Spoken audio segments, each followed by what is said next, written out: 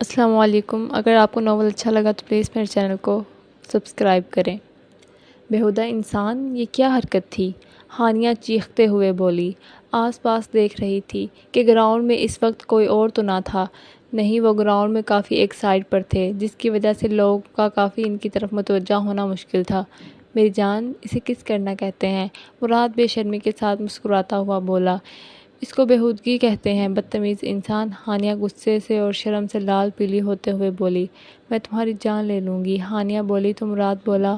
میری جان، کس نے روکا ہے جان لینے کے لیے؟ لے لو، آخر تمہارا ہی تو ہوں، مراد پرشوق نظروں سے اس کو دیکھتے ہوئے بولا۔ مراد یہ بات سن کر ہانیہ مزید سرخ ہوئی۔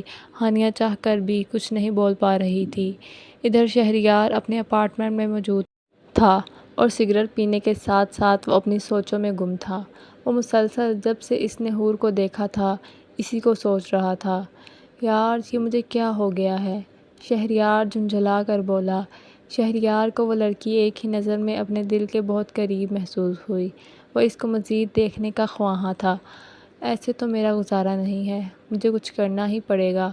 شہریار نے کچھ سوچتے ہوئے سگریٹ کا گہرا کش لیا اور مسکرانے لگا۔ اور دوسری طرف مایا تھی، جو مراد اور ہانیہ کے بارے میں سوچ رہی تھی۔ اس کو ہانیہ اپنی دشمن معلوم ہو رہی تھی۔ وہ اس وقت ہانیہ کو اپنے راستے سے ہٹانے کے لیے سوچ رہی تھی۔ میں مراد کو اتنی آسانی کے ساتھ اپنے ہاتھ سے جانے نہیں دوں گی۔ اس بہن جی کو تو میں دیکھ لوں گی۔ کل وہ اپنے ذہن میں مکمل طور پر پلان بنا کر شاطرانہ مسکراہٹ چہرے پر سجاتی ہے۔ ہانیہ اور حور بیٹھے آپس میں باتیں کر رہی تھیں۔ ہانیہ، یار کیا ہوا ہے؟ طبیعت زیادہ خراب ہے کیا؟ حور اور ہانیہ جیسے یونیورسٹی سے واپس آئیں تب سے پرسوچ نظروں کے ساتھ ہانیہ کھوئی ہوئی تھی۔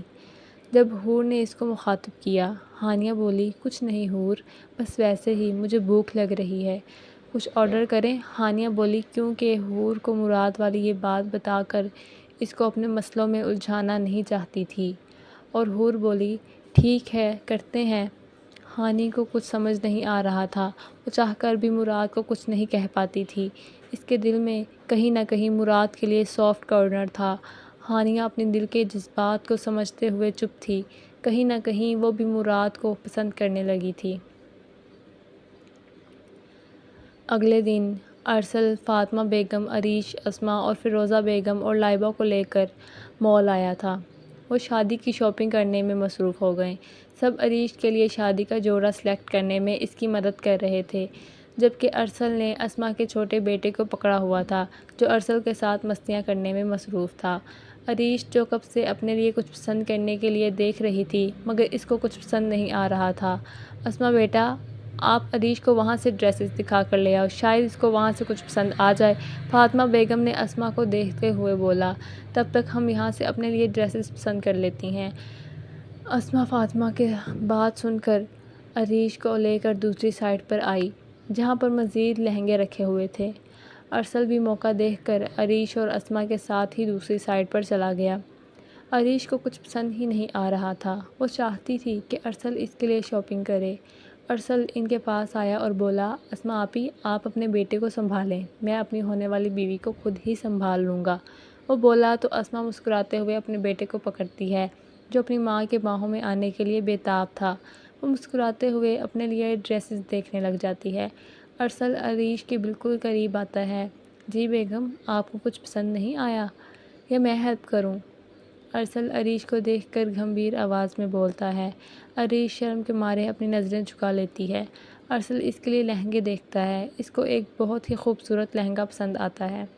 وہ عریش کو یہ لہنگا ٹرائی کرنے کے لیے کہتا ہے تو عریش اس لہنگے کو پکڑ کر چینجنگ روم کی طرف چلی جاتی ہے۔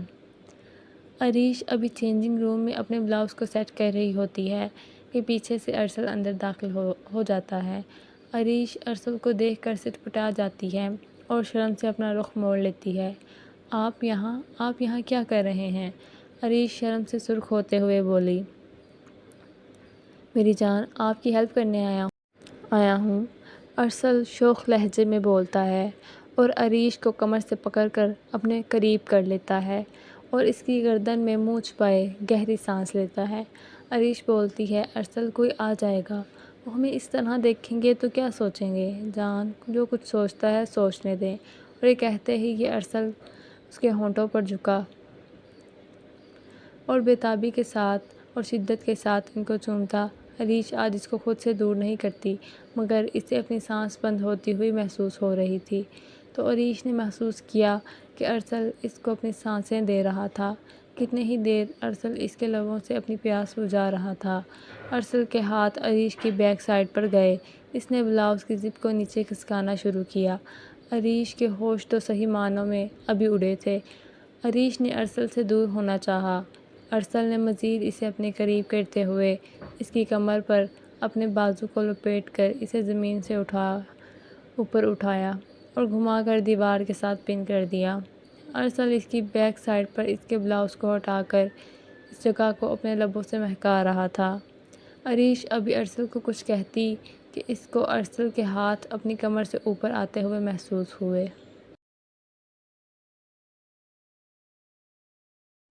ارسل پلیز اسٹاپ، عریش تڑپ کر بولی اور اپنے ہاتھوں کی مدد سے ارسل کے ہاتھ کو روکنے لگی۔ ارسل نے اس کو سیدھا کیا۔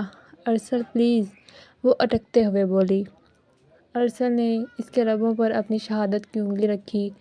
کچھ نہیں کرتا، گھبراؤ مت، وہ گمبھیر آواز میں بولا اور پھر سے عریش کے ہونٹوں پر چُک گیا۔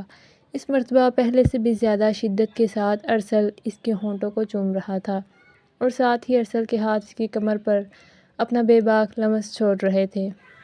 عریش اس کے کندھے پر ہاتھ رکھ کر اس کو دور کرنے کی کوشش کر رہی تھی کہ تبھی باہر سے دروازہ نوک ہوا۔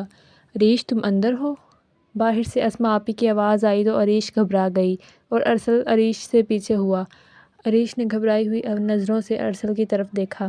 ارسل عریش کے کان میں بولا، آپ اسے بولو میں اپنے شوہر کے ساتھ مصروف ہوں، بعد میں آئیے۔ ارسل شوخ لہجے کے ساتھ بولتا اس کی گردن میں چہرہ چھپا گیا۔ ارسل باہر آپی ہیں۔ عریش کافی گھبرائی ہوئی آواز میں بولتی۔ اتنی دیر میں پھر سے دروازہ نوک ہوا۔ عریش تم اندر ہو؟ عریش نے گھبرائی ہوئی آواز میں بولا، جی آپی میں اندر ہوں۔ اچھا میں کب سے تم دونوں کو ڈھونڈ رہی ہوں، ارسل کدھر ہے؟ عریش بولی، پتہ نہیں آپی، تم نے لہنگا پسند کر لیا؟ جی آپی کر لیا۔ اچھا جلدی چینج کر کے آؤ، مجھے بھی دکھاؤ، میں باہر ہی کھڑی ہوں۔ اسما آپی کی بات سن کر عریش مزید آنکھیں کھولے ارسل کی طرف دیکھنے لگی، اس کے دونوں گالوں کو زور سے چومتے ہوئے۔ جاؤ آپی کو لہنگا دکھاؤ، میں پیچھے سے نکل جاؤں گا۔ ارسل عریش دیکھتے ہوئے بولا۔ عریش جلدی سے اپنے حلیے کو سیٹ کرنے لگی۔ ارسل بے باکی کے ساتھ عریش کو دیکھ رہا تھا۔ عریش مزید کنفیوز ہو رہی تھی۔ عریش جھنجھلا کر بولی، آپ میری طرف اس طرح تو نہ دیکھیں۔ ارسل بولا، کس طرح نہ دیکھوں؟ ارسل کے لبوں پر شرارتی مسکراہٹ تھی۔ اسی طرح۔ عریش بولی، میری جان اگر آپ کا دل نہیں کر رہا باہر جانے کا تو یہیں سے کنٹینیو کریں جہاں سے چھوڑا تھا۔ عریش نے جلدی سے ناں میں سر ہلایا اور اپنے لہنگے کو اٹھائے باہر نکل گئی۔ اسما بھی باہر ہی کھڑی تھی۔ عریش کو دیکھ کر بولی، واو میری جان تم تو بہت خوبصورت لگ رہی ہو، یہ ارسل کہاں چلا گیا؟ پتہ نہیں آپی، عریش نظریں چگاتے ہوئے بولی۔ اتنی دیر میں فاطمہ بیگم اور فیروزہ بیگم بھی آئیں۔ لائبہ نے عریش کو دیکھا تو بولی، پیاری لگ رہی ہو۔ عریش فاطمہ بیگم بھی اپنی بیٹی کے صدقے واری ہو رہی تھیں۔ عریش ماشاءاللہ سے میرے بچے بہت پیاری لگ رہی ہو۔ کیسی پیاری نہ لگے، ارسل نے جو سلیکٹ کیا ہے، اسما نے شوخی سے بولا تو عریش سرخ ہو گئی۔ لائبہ بولی، اچھا تو اس لیے میڈم کو کوئی ڈریس پسند نہیں آ رہا تھا۔ فاطمہ بیگم بولی، جاؤ بیٹا چینج کراؤ، جو سامان رہتا ہے وہ لیتے ہیں اور گھر چلتے ہیں۔ فاطمہ بیگم کی بات سن کر عریش بولی، ٹھیک ہے مما، آپ لوگ جائیں، میں چینج کر کے آتی ہوں۔ فاطمہ بیگم سر ہلاتے ہوئے دوسری طرف چلی گئیں اور پیچھے ہی ان کے باقی سب بھی۔ فیروزہ بیگم لائبہ سے بولی، لائبہ بچی شادی کی اچھی ڈریسز لینا کہ شہریار تم سے نظر نہ ہٹائے۔ آپ فکر نہیں کریں مما، میں ہینڈل کر لوں گی، آپ فکر نہ کریں۔ لائبہ چہرے پر شاطرانہ مسکراہٹ لاتے ہوئے بولی۔ عریش ڈرتے ڈرتے چینجنگ روم میں گئی۔ اسے ڈر تھا کہ ارسل اندر ہی ہوگا، مگر اس نے جیسے ہی دروازہ کھولا تو ارسل اندر موجود نہیں تھا۔ وہ حیران رہ گئی، وہ کب یہاں سے نکلا؟ عریش چینج کر کے باہر آئی تو ارسل بھی سب کے ساتھ وہاں موجود تھا۔ عریش کو دیکھ کر آنکھ دبا گیا۔ عریش اس کی اس حرکت پر سٹپٹا گئی اور یہاں وہاں دیکھنے لگی۔